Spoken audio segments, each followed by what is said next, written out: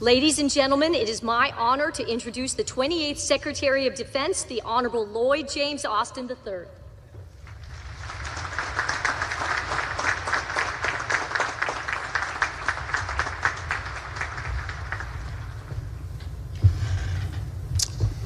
Well, good morning, class of 2024. Let's try that again. Good morning, class of 2024. Right, that's more like it. Secretary Del Toro, Admiral Franchetti, and General Smith, thanks for your leadership of the Navy and the Marine Corps. It's great to see so many distinguished guests, ambassadors, public officials, including Governor Wes Moore. And Governor, I'm glad that I'm not the only Army guy here today.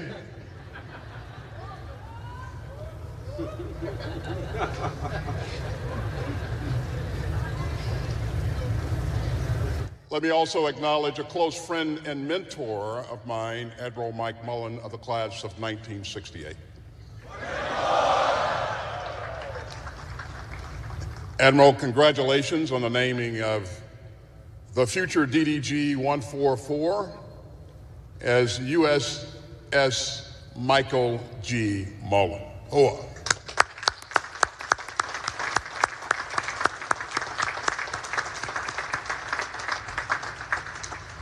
And Vice Admiral Davids, family, friends, midshipmen, and above all, the class of 2024. It is indeed an honor to join you today, and it's great to be back at this ceremony for my second year in a row.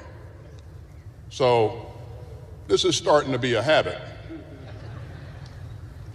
I'm just so happy that you were eager to bring back an old West Point guy.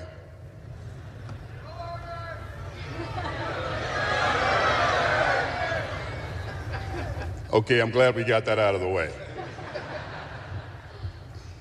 And for anyone who thinks that the second installment can't be as good as the first, you just think of Top Gun Maverick.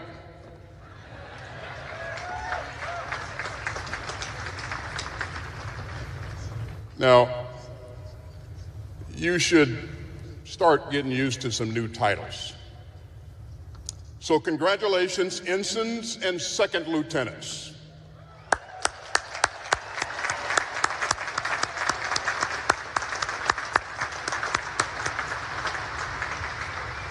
Sounds pretty good, doesn't it? I think so. Today we welcome these outstanding sailors and Marines to the greatest Navy and Marine Corps on earth, and the most powerful fighting force in history. Now, I know that I'm standing between you and your first salutes, so I'm going to keep this pretty brief, because I believe that a good commencement speaker should be tall,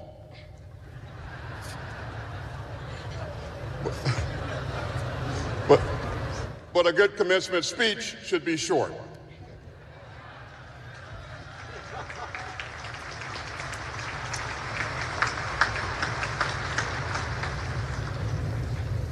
You know, the class of 2024 didn't have an easy road to get to this day. During your plebe year, liberty was rare. And I'm told that you used some unconventional tactics to protest. More specifically, you threw printers out of windows and off bridges.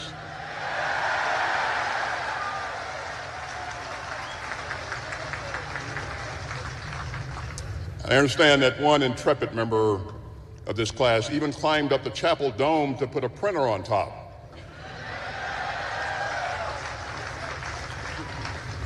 Which is pretty impressive considering how long it took the class of 2024 to climb Herndon.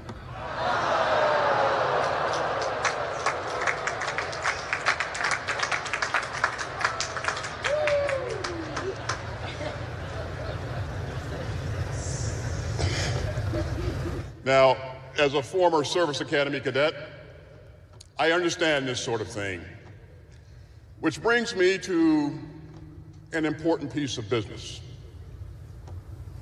To all midshipmen still serving restrictions for minor infractions, you are hereby absolved.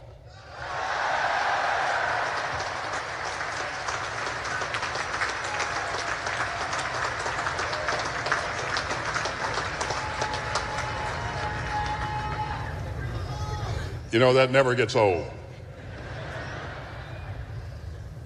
I mentioned that this is my second consecutive year on the yard, but for two guests with us today, Dan and Nancy Martineau, it's their third. Dan served in the Marine Corps for 20 years, and Nancy is an Air Force veteran. They're also the parents of Second Lieutenant Sean Martineau of the Naval Academy class of 2022, and of Ensign Thomas Martineau of the class of 2023, and of Christopher and Kelly, who will be commissioned today as ensigns.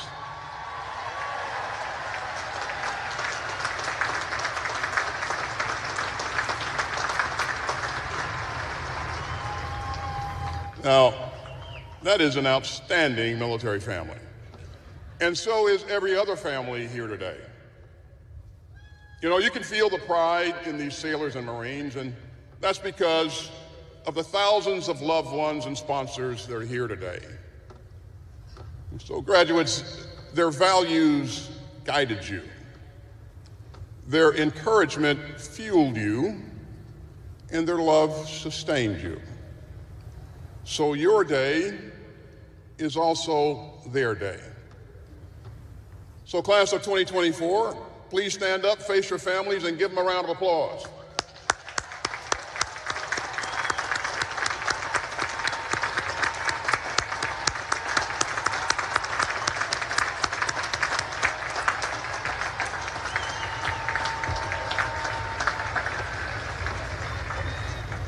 Okay, take seats.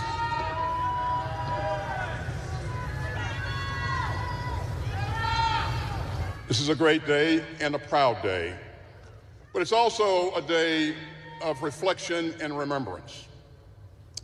And I know that two of your own are no longer with us. So I would ask that we take a moment to remember Midshipman Luke Byrd and Midshipman Mason Halsey.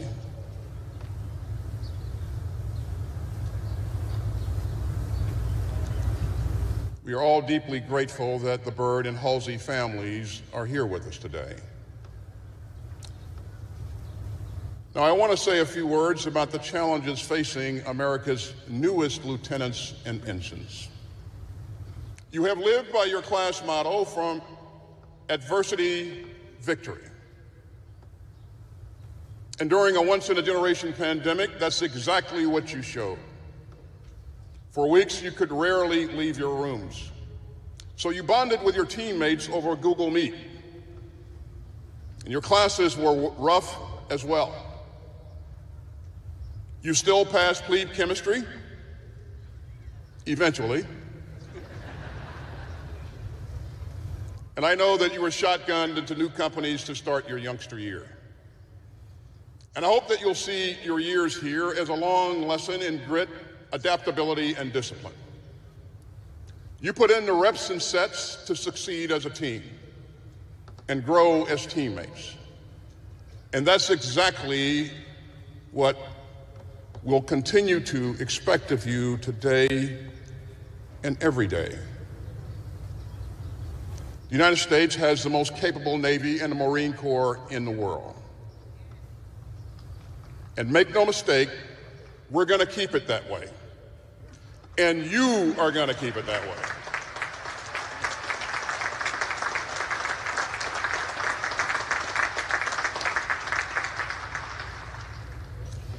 You know, last year, I told the class of 2023 that they would learn that the lifeblood of the rules-based international order is actually seawater. And over the past year, we've seen how important your mission is. Sea power is a beacon projecting American power and American principle to the world. Our leaders, our allies and partners depend on it. Our foes and rivals envy it. And so today, from the South China Sea to the Red Sea, we're seeing new challenges to the open world of rules, rights, and responsibilities built with American leadership after World War II. And in times like these, freedom of navigation rides on the bowways of U.S. Navy ships. As officers, you will help us increase American security and model American values worldwide. Our sailors and Marines let the U.S. military project power anywhere on Earth. And so we're depending on you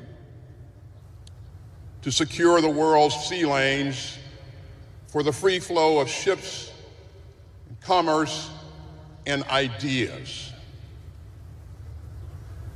We're depending on you to sail, fly, and operate wherever international law allows.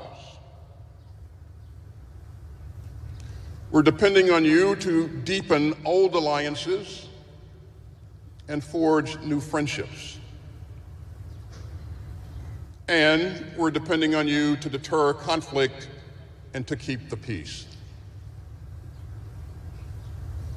As Admiral Arleigh Burke said back in 1961, U.S. Navy officers must understand not only how to fight a war, but how to use the tremendous power which they operate to sustain a world of liberty and justice. That's your mission, and you will be tested. Just ask last year's graduates. Two members of the class of 2023 have asked me to pass along a message today. Those ensigns were aboard the USS Kearney, and they helped defend freedom of navigation in the Red Sea. They helped those in distress at sea. They helped degrade the capabilities of the Iranian-backed Houthi militia, and they helped shoot down missiles and UAVs. In fact, the Kearney conducted 51 engagements in 6 months, which is the most direct Navy engagements with a foe since World War II.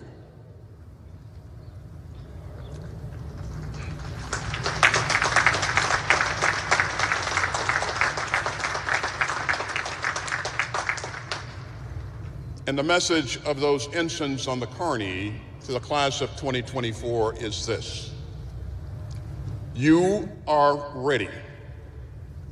Believe it. You are ready because, as one of those ensigns put it, the Academy is the ultimate team-building exercise, and what comes next is not a drill. You will lead sailors and Marines through tension and uncertainty.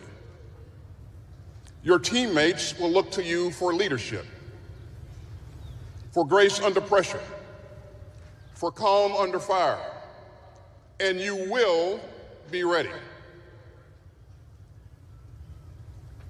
Ensigns and lieutenants, long after you leave the yard, you'll steer by the values that you learn on the yard. And those values will be your North Star. You'll uphold your convictions with courage. Hold yourself accountable. Treat others with dignity and respect. And defend our democracy and our Constitution with honor, courage, and commitment. Because leadership isn't just about what you do, it's about who you are. Now, I know that today marks a milestone after years of formal education. But as sailors and Marines, your education is just beginning. You know, Admiral Nimitz was once talking to a young Marine. And the Admiral said, "Today is a very special day for me because it was just 63 years ago that I entered the Naval Academy. And the Marine said, "Well, Admiral, do you think you'll make a career of it?" And Admiral Nimitz replied, "Yes, I think I shall." And the Admiral added, "I'm still learning every day. I'm still trying to do my best." And so that's what we'll ask of you as well. Don't think that your education is anywhere close to being over. And I hope that you commit yourselves today to lifelong learning. You'll learn from your peers, from your leaders, from your sailors and Marines, from the allies and partners that you'll serve alongside. And you'll need to keep learning and growing, because your mission will only get more complex. And ensigns and lieutenants, your character, judgment, and integrity and courage will let you play a central role in the next chapter of American history. So we are counting on you. We know that you'll all make us proud. We know that you'll excel. We know that you'll keep turning adversity into victory. Congratulations, class of 2024. May God bless you and your families. May God bless our troops, and may God continue to bless the United States of America.